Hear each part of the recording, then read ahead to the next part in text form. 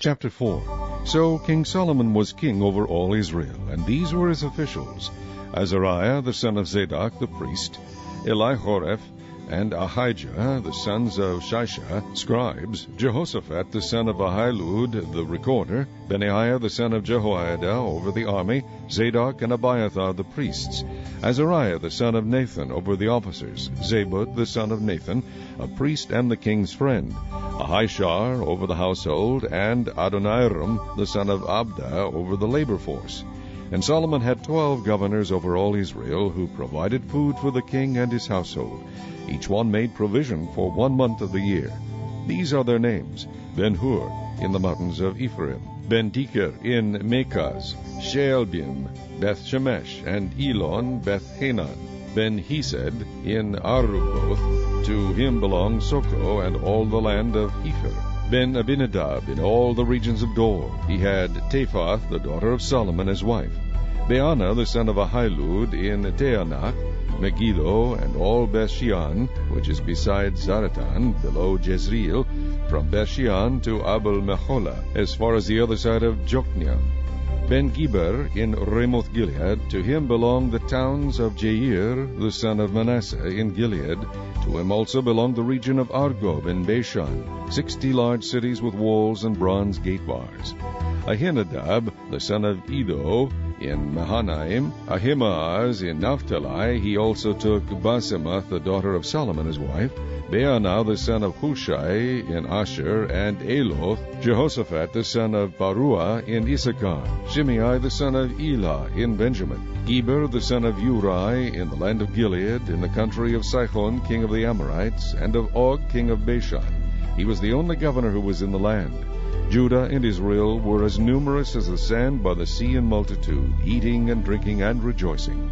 So Solomon reigned over all kingdoms, from the river to the land of the Philistines, as far as the border of Egypt. They brought tribute and served Solomon all the days of his life.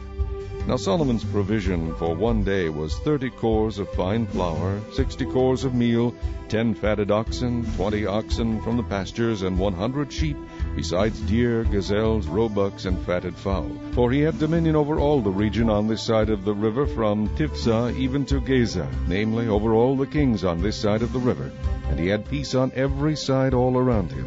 And Judah and Israel dwelt safely, each man under his vine and his fig tree, from Dan as far as Beersheba, all the days of Solomon. Solomon had 40,000 stalls of horses for his chariots, and 12,000 horsemen. And these governors, each man in his month, provided food for King Solomon and for all who came to King Solomon's table. There was no lack in their supply.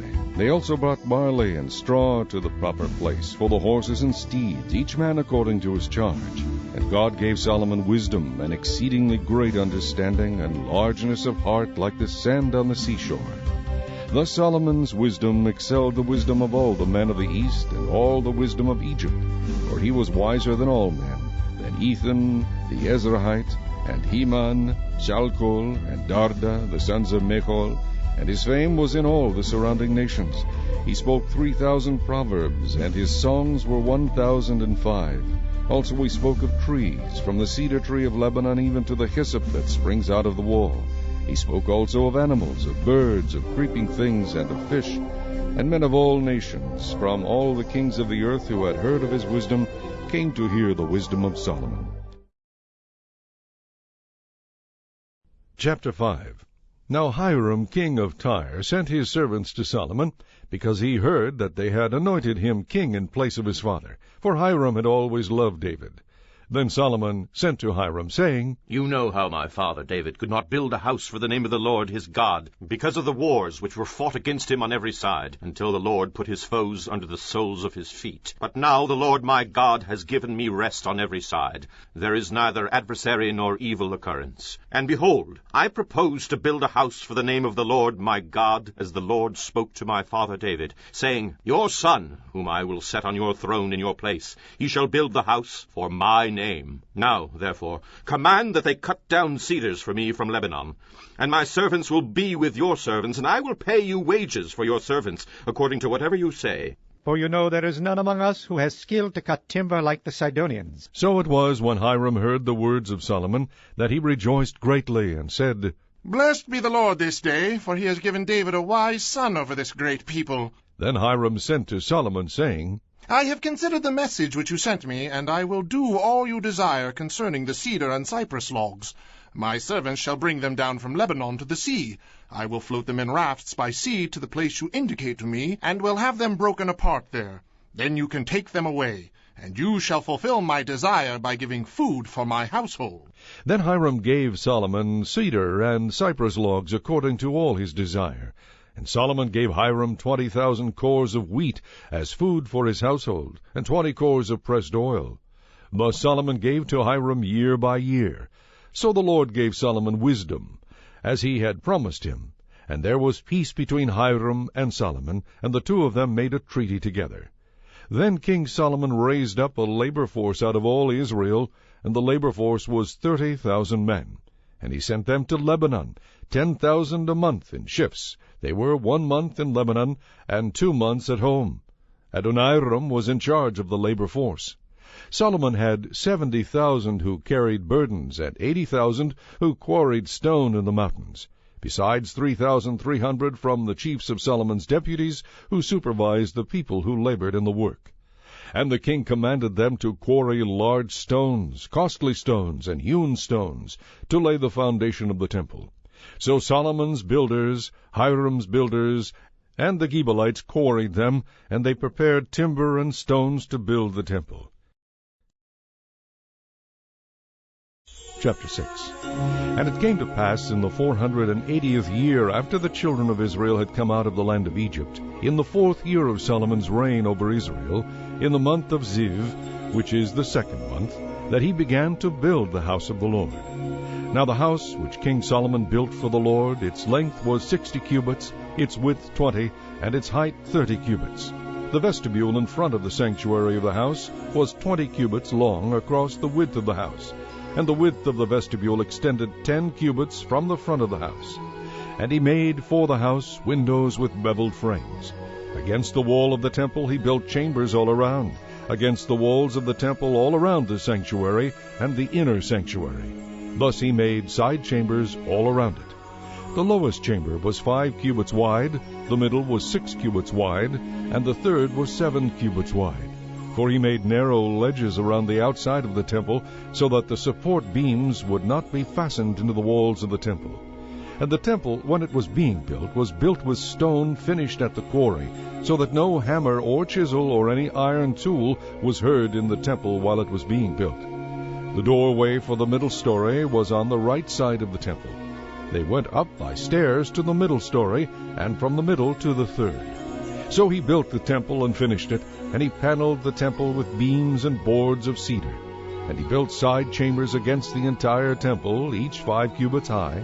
They were attached to the temple with cedar beams. Then the word of the Lord came to Solomon, saying, Concerning this temple which you are building, if you walk in my statutes, execute my judgments, keep all my commandments, and walk in them, then I will perform my word with you, which I spoke to your father David. And I will dwell among the children of Israel, and will not forsake my people Israel. So Solomon built the temple and finished it, and he built the inside walls of the temple with cedar boards. From the floor of the temple to the ceiling he paneled the inside with wood. And he covered the floor of the temple with planks of cypress. And he built the 20-cubit room at the rear of the temple, from floor to ceiling with cedar boards. He built it inside as the inner sanctuary, as the most holy place. And in front of it the temple sanctuary was 40 cubits long. The inside of the temple was cedar, carved with ornamental buds and open flowers. All was cedar. There was no stone to be seen. And he prepared the inner sanctuary inside the temple to set the ark of the covenant of the Lord there. The inner sanctuary was 20 cubits long, 20 cubits wide, and 20 cubits high. He overlaid it with pure gold, and overlaid the altar of cedar. So Solomon overlaid the inside of the temple with pure gold. He stretched gold chains across the front of the inner sanctuary, and overlaid it with gold. The whole temple he overlaid with gold until he had finished all the temple. Also he overlaid with gold the entire altar that was by the inner sanctuary. Inside the inner sanctuary he made 2 cherubim of olive wood, each 10 cubits high. One wing of the cherub was 5 cubits, and the other wing of the cherub 5 cubits. 10 cubits from the tip of one wing to the tip of the other. And the other cherub was 10 cubits. Both cherubim were of the same size and shape. The height of one cherub was 10 cubits, and so was the other cherub. Then he set the cherubim inside the inner room, and they stretched out the wings of the cherubim, so that the wing of the one touched one wall, and the wing of the other cherub touched the other wall. And their wings touched each other in the middle of the room. Also he overlaid the cherubim with gold. Then he carved all the walls of the temple all around, both the inner and outer sanctuaries, with carved figures of cherubim, palm trees, and open flowers. And the floor of the temple he overlaid with gold, both the inner and outer sanctuaries. For the entrance of the inner sanctuary he made doors of olive wood. The lintel and doorposts were 1/5 of the wall. The 2 doors were of olive wood, and he carved on them figures of cherubim, palm trees, and open flowers, and overlaid them with gold. And he spread gold on the cherubim and on the palm trees. So for the door of the sanctuary he also made doorposts of olive wood, 1/4 of the wall. And the 2 doors were of cypress wood. 2 panels comprised one folding door, and 2 panels comprised the other folding door. Then he carved cherubim, palm trees, and open flowers on them, and overlaid them with gold applied evenly on the carved work. And he built the inner court with the 3 rows of hewn stone, and a row of cedar beams. In the 4th year the foundation of the house of the Lord was laid, in the month of Ziv. And in the 11th year, in the month of Bul, which is the 8th month, the house was finished in all its details, and according to all its plans. So he was 7 years in building it.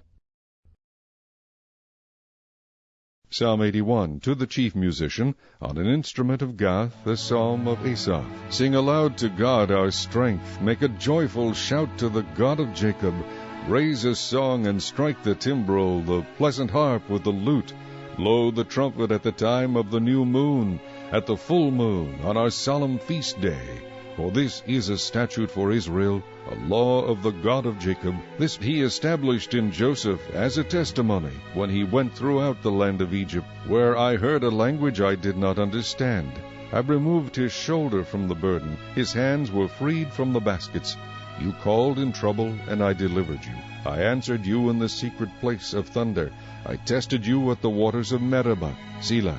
Hear, O my people, and I will admonish you. O Israel, if you will listen to me, there shall be no foreign god among you, nor shall you worship any foreign god. I am the Lord your God, who brought you out of the land of Egypt. Open your mouth wide, and I will fill it. But my people would not heed my voice, and Israel would have none of me. So I gave them over to their own stubborn heart, to walk in their own counsels. Oh, that my people would listen to me, that Israel would walk in my ways. I would soon subdue their enemies and turn my hand against their adversaries. The haters of the Lord would pretend submission to him, but their fate would endure forever. He would have fed them also with the finest of wheat, and with honey from the rock I would have satisfied you. Chapter 16. These things I have spoken to you, that you should not be made to stumble. They will put you out of the synagogues. Yes, the time is coming that whoever kills you will think that he offers God service.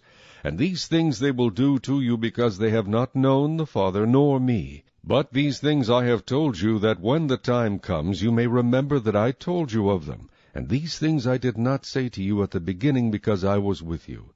But now I go away to him who sent me. And none of you asks me, Where are you going? But because I have said these things to you, sorrow has filled your heart. Nevertheless I tell you the truth. It is to your advantage that I go away. For if I do not go away, the Helper will not come to you. But if I depart, I will send him to you. And when he has come, he will convict the world of sin, and of righteousness, and of judgment. Of sin, because they do not believe in me. Of righteousness, because I go to my Father, and you see me no more. Of judgment, because the ruler of this world is judged. I still have many things to say to you, but you cannot bear them now. However, when he, the Spirit of truth, has come, he will guide you into all truth. For he will not speak on his own authority, but whatever he hears he will speak, and he will tell you things to come.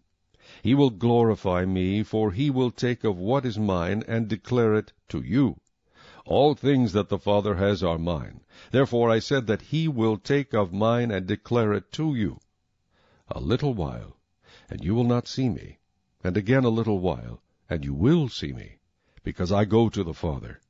Then some of his disciples said among themselves, "What is this that he says to us? A little while, and you will not see me, and again a little while, and you will see me. And because I go to the Father." They said therefore, "What is this that he says, a little while? We do not know what he is saying." Now Jesus knew that they desired to ask him, and he said to them, "Are you inquiring among yourselves about what I said? A little while, and you will not see me, and again a little while, and you will see me? Most assuredly I say to you, that you will weep and lament, but the world will rejoice, and you will be sorrowful, but your sorrow will be turned into joy. A woman, when she is in labor, has sorrow because her hour has come, but as soon as she has given birth to the child, she no longer remembers the anguish for joy that a human being has been born into the world. Therefore you now have sorrow, but I will see you again, and your heart will rejoice, and your joy no one will take from you. And in that day you will ask me nothing. Most assuredly I say to you, whatever you ask the Father in my name, he will give you. Until now you have asked nothing in my name. Ask, and you will receive, that your joy may be full. These things I have spoken to you in figurative language. But the time is coming when I will no longer speak to you in figurative language, but I will tell you plainly about the Father. In that day you will ask in my name, and I do not say to you that I shall pray the Father for you. For the Father himself loves you, because you have loved me, and have believed that I came forth from God. I came forth from the Father, and have come into the world. Again, I leave the world, and go to the Father." His disciples said to him, "See, now you are speaking plainly, and using no figure of speech." Now we are sure that you know all things, and have no need that anyone should question you. By this we believe that you came forth from God. Jesus answered them, "Do you now believe? Indeed, the hour is coming, yes, has now come, that you will be scattered, each to his own, and will leave me alone. And yet I am not alone, because the Father is with me. These things I have spoken to you, that in me you may have peace. In the world you will have tribulation, but be of good cheer. I have overcome the world."